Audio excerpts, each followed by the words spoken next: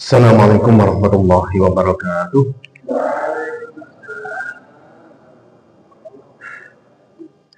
Alhamdulillah hamdan katsiran thayyiban mubarakan fi. Allahumma shalli ala Muhammad wa ala alihi washabbihi ajma'in. Amma ba'd.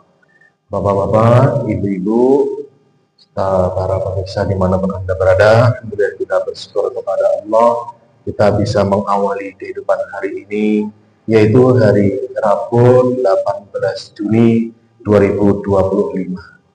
Insya Allah kita mengawali kehidupan hari ini dengan catatan tinta emas kita laksanakan salat subuh secara berjamaah, dan insya Allah kita lanjutkan nanti sampai syuruk.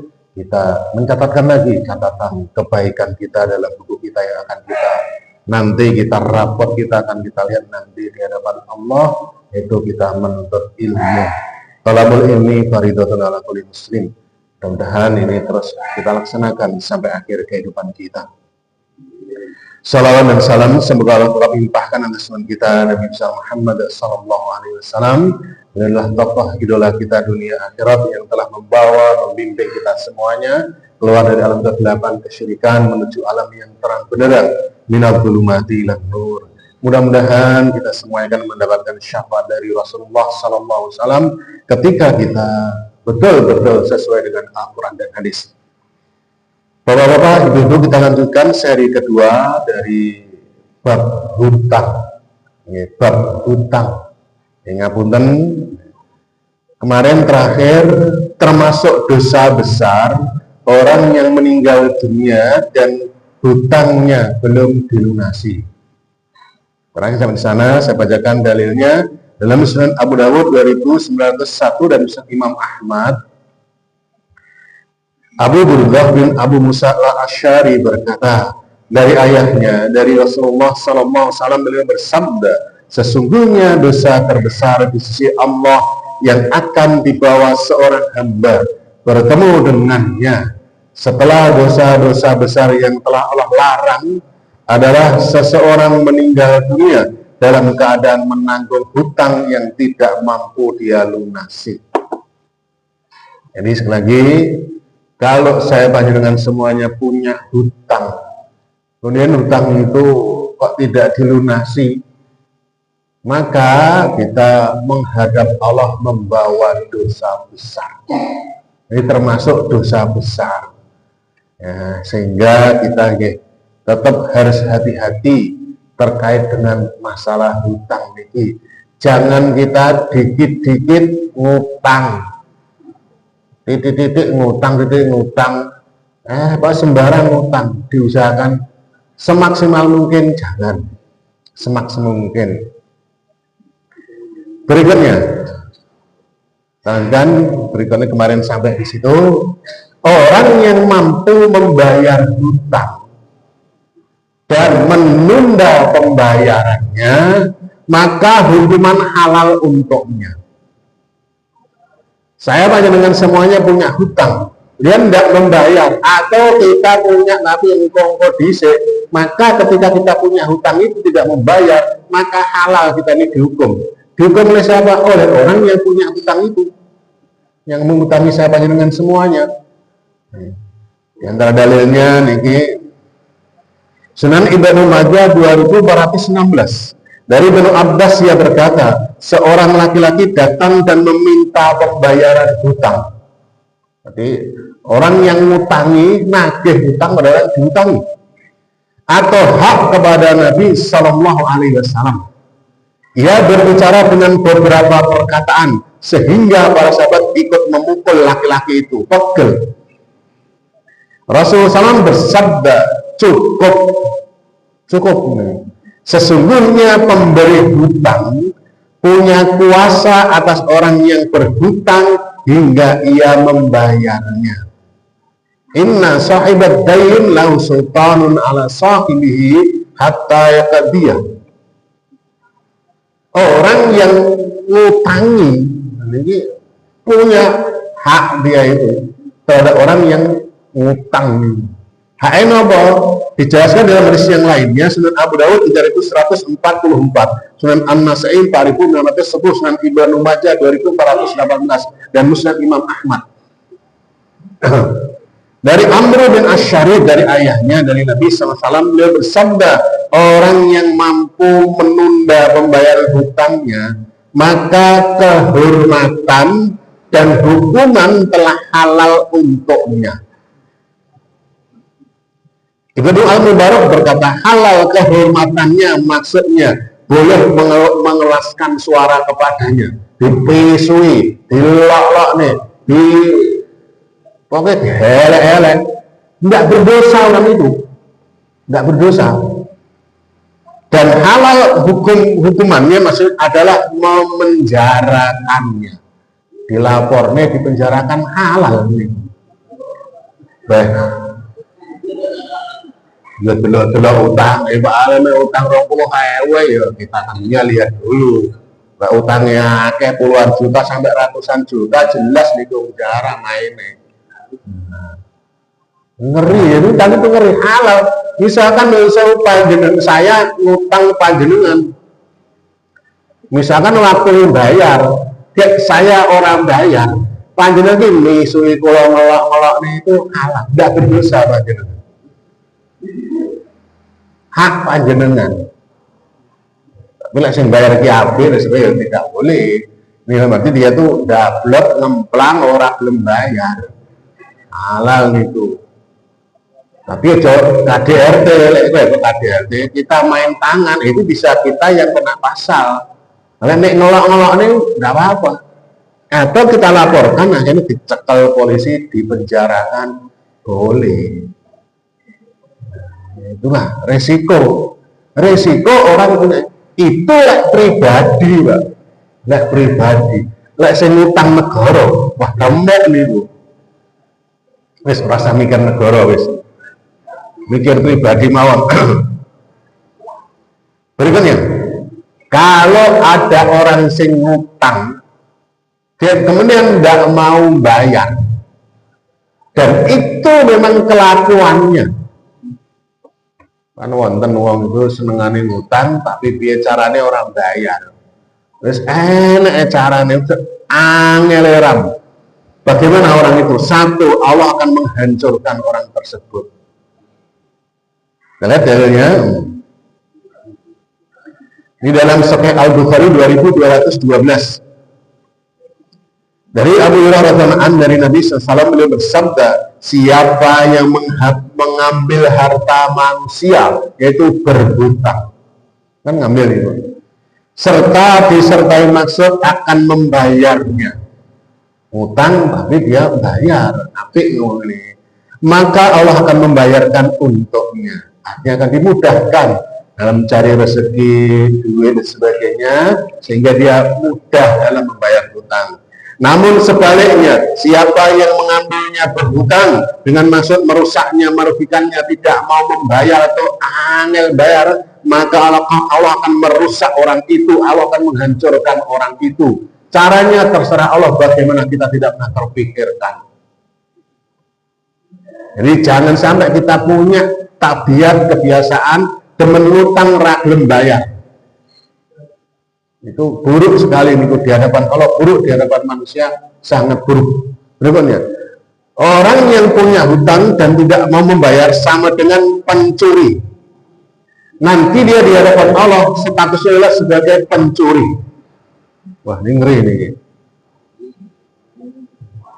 Nah, dari dalam Sunan Ibnu Majah 2401 dari Su'aib bin Amr berkata, telah menceritakan kepada kami Suhaib al-Khair dari Rasulullah SAW, beliau bersabda, siapa saja yang berhutang dan ia berencana untuk tidak membayarkan kepada pemiliknya, kepada orang yang menghutangnya, maka ia akan menjumpai Allah dengan status sebagai pencuri.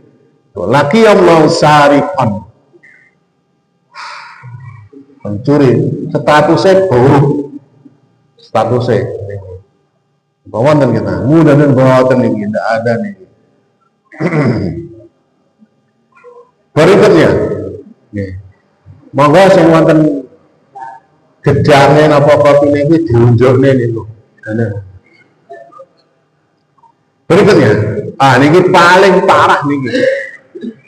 Hutang adalah penghalang masuk surga. Seberapapun amal solehnya, bahkan orang yang mati syahid itu langsung masuk surga. Namun lek duwe utang kok bisa gak iso. Sampai seperti ngoten itu loh, hutang itu ngeri sekali nih. Dalam Ibnu Majah, Sunan Ibnu Majah 2403, Sunan Ad-Darimi dan Imam Ahmad, an Sauban maula Rasulillah sallallahu alaihi wasallam, ar-Rasulillah sallallahu alaihi wasallam annahu qala, dari sahabat Sauban adalah bekas atau mantan budaknya Rasulullah sallam. Dari Rasulullah sallallahu beliau bersabda, man faraqa ruhul jasada wa bari'un min salasin, barang siapa yang terpisah antara roh dan jasadnya, meninggal dunia, kemudian dia terbebas min salasin, dakhalal jannah, terbebas dari 3 hal, dia pasti masuk surga. Ngapa ibu? Minal kibr, terbebas dari sombong. Sombong itu dalam Sahih Al-Bukhari, batarul haq wa qamtun nas, menolak kebenaran. Sudah disampaikan kebenaran Al-Quran, hadis, percaya, ora tidak gelem, itu menolak kebenaran. Bukan HP ini api, mobil api, omai api, bukan begitu. Dan merendahkan manusia, merendahkan masuk manusia. Yang kedua, wal hulul, dan terbebas dari hulul. Hulul itu mencuri harta rampasan perang sebelum dibagi, arti hulul. Tapi arti secara luas, panjenengan jadi panitia korban, kok ngentip daging korban, niku hulul. Termasuk hulul niku. Nah, kemarin sudah kita sampaikan bahasanya itu termasuk hulul, terbebas dari hulul, panjenengan jadi panitia korban, orang ngentitan, terbebas nih. Nah, aman nih. Yang ketiga, wadain dan hutang. Orang yang terbebas dari sombong, hulul dan hutang, mati masuk surga. Mahum mukhalafannya itu ada engkau diisi, nggak bisa. Berikutnya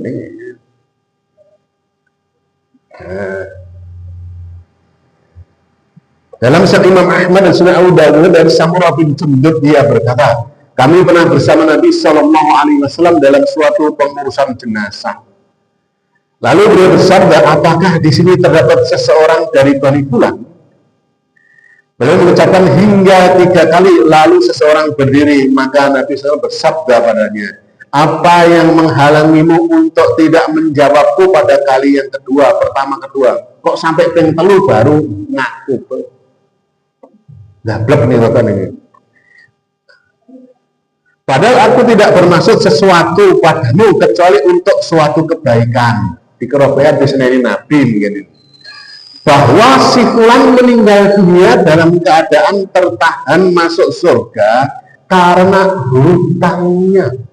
Ini uang api, uang soleh, luar biasa, tapi ngutangan, berbahaya nih. Perawi berkata, lalu Samurah berkata, sungguh aku melihat keluarganya dan orang-orang yang bersedih karena kematiannya melunasi hutang-hutangnya, hingga tidak ada seorang pun yang meminta sesuatu pun pada mereka karena hutangnya telah terlunasi. Akhirnya ada banyak sedulur-dulur yang lunasi. Artinya mbok soleh kaya ngopo, nek duwe hutang sik tertahan. Lek ngono penak Pak, aku tak gawe dosa kek gak duwe gawe hutang. Akhirnya kan abdi gebuki ra sida, tertahan oleh hutang. Boten, lek malah nemen wis ya bumi ya utangnya bangga ditagihkan. Iki orang yang soleh, wong apik, ahli ibadah, kadang PKT ki surga, tapi rasido tercancel gara-gara hutang sampai dilunasi. Nah, ngeri nih. Kemudian berikutnya nih. Semua dosa diampuni oleh Allah kecuali utang. Panjenengan bertobat, diterima oleh Allah, semua dosa pada Allah diampuni kecuali utang. Lah utang itu ora iso diampuni oleh Allah. Enak amen utangnya akeh ya Allah mohon ampun ya tak ampuni utangmu lunas. Ora iso. Utang urusannya tetap dengan orang yang menghutangi itu sampai dilunasi. Dalam Sahih Muslim 3498 an Abdullah bin Amr al-As anna Rasulullah sallallahu alaihi wasallam qala. Dari Abdullah bin Amr al-As bahwasanya Rasulullah SAW bersabda, "Yughfaru lisyahidi kullu dambin illa dain." Ini kan seorang yang mati syahid ini.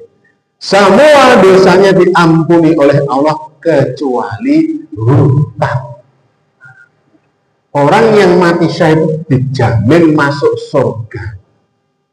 Semua dosanya diampuni dan mempunyai banyak keutamaan. Namun lek duwe utang engko dhisik gak iso panggah, gak iso mlebu surga. Beh ngeri niki. Jadi panjenengan arep berjihad, utangnya iki dilunasi.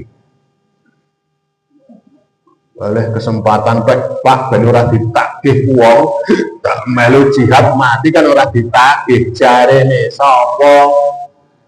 Tetep lek ora dibayari ning akhirat tetep ditagih. Urung iso merasakan nikmat pun ndak bisa niki. Utang tuh ngeri sekali niki.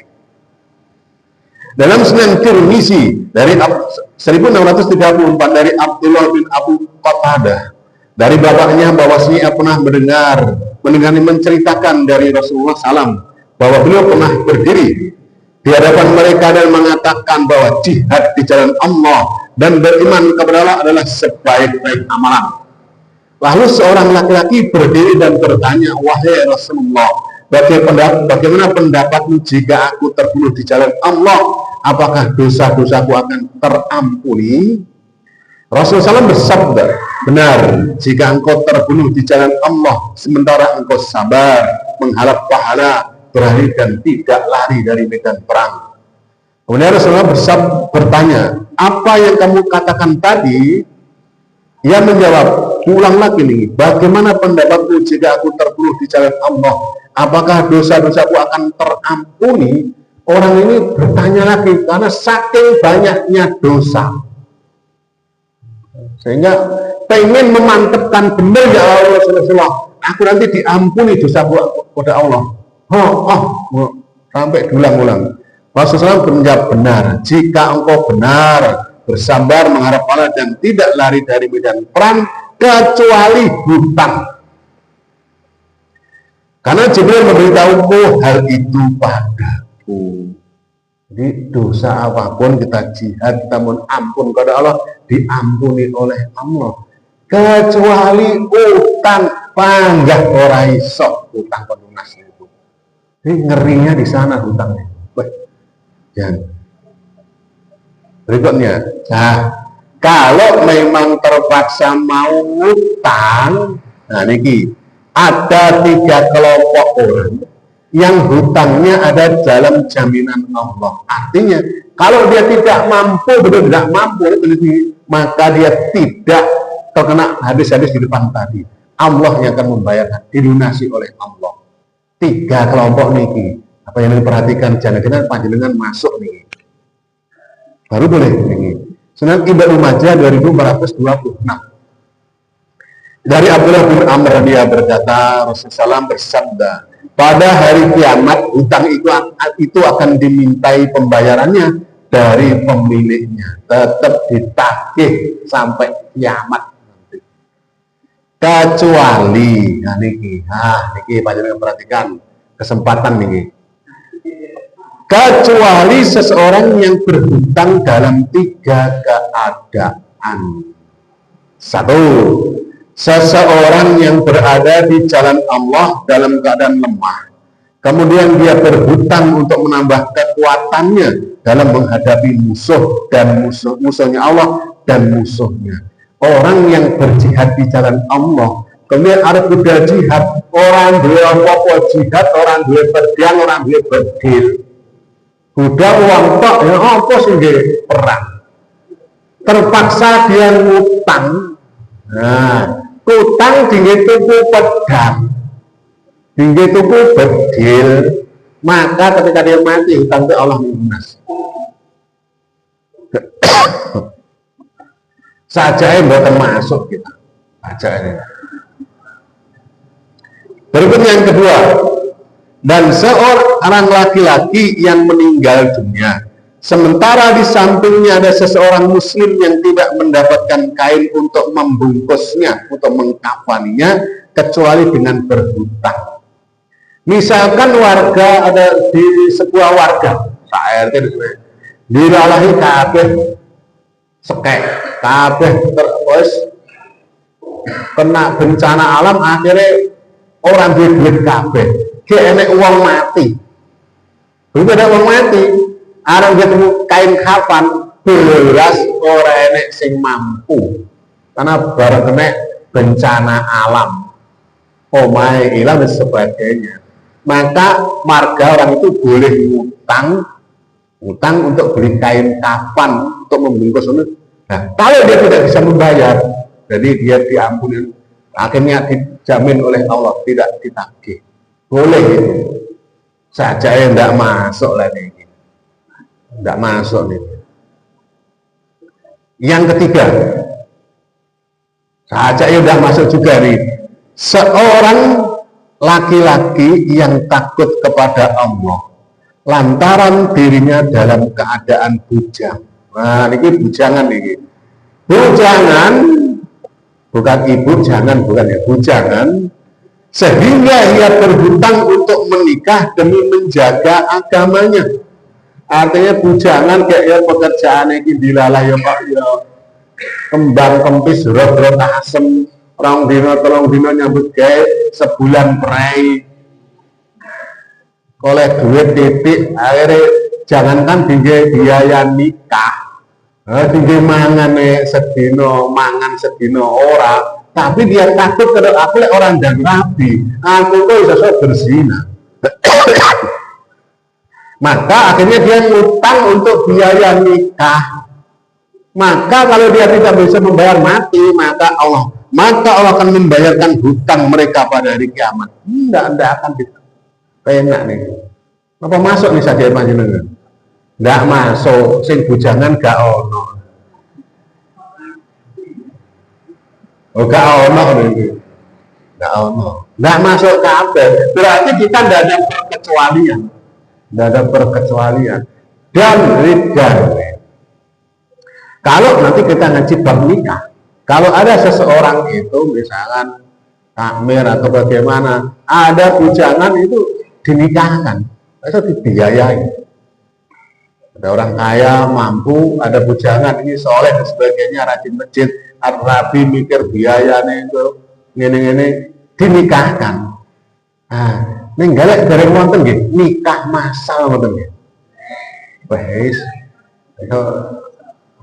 kitanan masal ya. Nikah masal niku ning Hidayatullah niku harus biasa. Hidayatullah galak kok ora enak ya. Ning balik papan niku oleh ratusan niku. Ratusan nikah masal niku. Jadi gratis 100%, bahkan mempelai itu oleh hadiah, oleh sarung. Enak itu. Jangan enak, banyak sponsor macam itu. Ya kok dianeknya dia ya. Dianeknya. Berikutnya, Rasulullah SAW tidak mau mensolati orang yang mati dan meninggalkan hutang. Rasul tahu orang itu mati punya hutang, orang dalam menyolati. Berarti menunjukkan hutang itu sangat luar biasa mengerikannya nih. Kita lihat Sahih Al-Bukhari 2133, Sahih Muslim 3040. Dari Abu Hurairah radhiyallahu anhu bahwasanya pernah disodorkan, didatangkan kepada beliau seseorang yang sudah meninggal dunia, jenazah. Jenazah Nabi, yang mana jenazah yang meninggalkan hutang. Bahkan dalam disini Rasul tanya, iki jenazahnya yang hutang orang, ditakoni oleh Nabi. Ini tahu nih. Maka beliau bertanya, apakah dia meninggalkan harta untuk membayar hutangnya? Punya warisan enggak? Jika diceritakan bahwa jenazah tersebut ada meninggalkan sesuatu untuk melunasi hutangnya, duit bondo bisa untuk melunasi hutangnya, maka beliau mensolatinya, gelem nyolatnya. Jika tidak, maka beliau berkata kepada kaum muslimin, sholatilah saudara kalian ini. Makanya dalam Al-Faraid sudah saya sampaikan, harta warisan itu dibagi setelah dilunasi hutangnya, hutang si mayit itu. Wasiatnya, hutangnya diselesaikan baru dibagi. Tidak boleh dibagi kalau dia punya hutang.